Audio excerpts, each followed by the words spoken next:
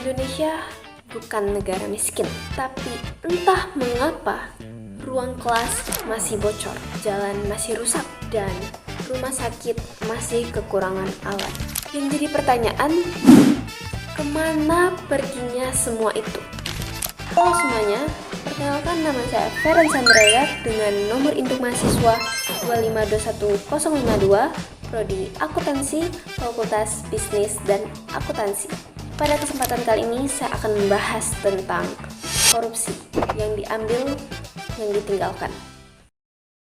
Beralih ke sorotan lain, Saudara, penyidik Kejaksaan Agung menetapkan 9 tersangka baru dalam kasus dugaan korupsi tata kelola minyak mentah dan produk kilang di PT Pertamina. 9 tersangka, salah satunya adalah pengusaha importir minyak Muhammad Riza Khalid. Hari ini Nadiem Makarim ditetapkan sebagai tersangka dalam kasus dugaan korupsi pengadaan laptop Chromebook di Kementerian Pendidikan, Budaya, Riset dan Teknologi atau Kemendikbudristek. Gimana sih ceritanya Mendikbudristek tahun 2019 sampai 2024 ini bisa jadi tersangka? Kejaksaan Agung mengusut kasus dugaan korupsi tata niaga komoditas timah yang menjerat 16 orang sebagai tersangka, termasuk Crazy Rich Pantai Indah Kapuk, Helena Lim, dan suami artis Sandra Dewi, Harvey Muiz. Saudara, Komisi Pemberantasan Korupsi menangkap Bupati Bekasi, Ade Kuswara Kunang dalam rangkaian operasi tangkap tangan pada Kamis malam.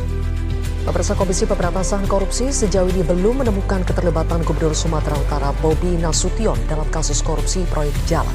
Hal tersebut dianggap janggal karena sebagai penanggung jawab tertinggi penggunaan anggaran Provinsi Sumut, Bobi seharusnya sudah diperiksa menjadi saksi. Komisi Pemberantasan Korupsi menetapkan beberapa tersangka dalam perkara dugaan korupsi pemberian fasilitas kredit impor. KPK juga mengungkap berbagai modus pelanggaran hukum dalam pemberian fasilitas kredit fiktif yang melibatkan Lembaga Pembiayaan Ekspor Indonesia kepada PT Petro Energi. Komisi Pemberantasan Korupsi memanggil mantan Gubernur Jawa Barat Ridwan Kamil pada Selasa 2 Desember 2025 terkait dugaan aliran dana dalam proyek pengadaan iklan Bank BJB. Juru bicara KPK Budi Prasetyo menjelaskan, pemanggilan dilakukan karena Ridwan Kamil menjabat sebagai Gubernur Jawa Barat pada periode terjadinya dugaan tindak pidana korupsi tersebut.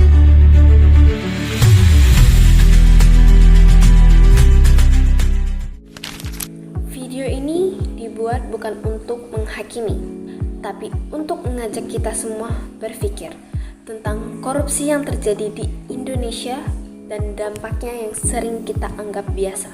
Korupsi bukan lagi isu baru di Indonesia. Setiap tahun kerugian negara akibat korupsi mencapai triliunan rupiah. Anggaran yang seharusnya digunakan untuk pendidikan, kesehatan, dan pembangunan fasilitas umum justru disalahgunakan oleh segelintir pihak. Dampak yang tidak terlalu lihat secara langsung, tapi sangat terasa dalam jangka panjang. Saat satu amplop berpindah tangan, sebuah kelas tak jadi dibangun. Saat satu tanda tangan disalahgunakan, sebuah harapan ikut hilang. Bayangkan, satu keputusan yang diambil secara tidak jujur, satu tanda tangan, satu amplop, satu kepentingan pribadi. Dari keputusan itu, sebuah ruang kelas gagal dibangun, sebuah jalan tak kunjung diperbaiki, dan sebuah pelayanan publik berjalan setengah hati.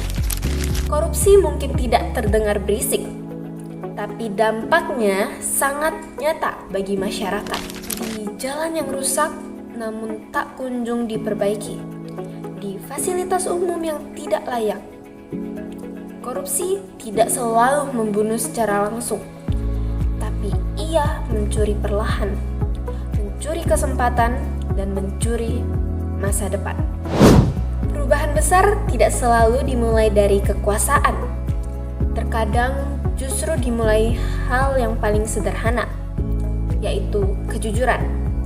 Saat kita memilih untuk tidak ikut membenarkan yang salah, tidak menormalisasi kecurangan, dan berani bersikap jujur dalam peran sekecil apapun. Karena masa depan Indonesia tidak hanya ditentukan oleh mereka yang berkuasa, tapi juga oleh sikap kita hari ini.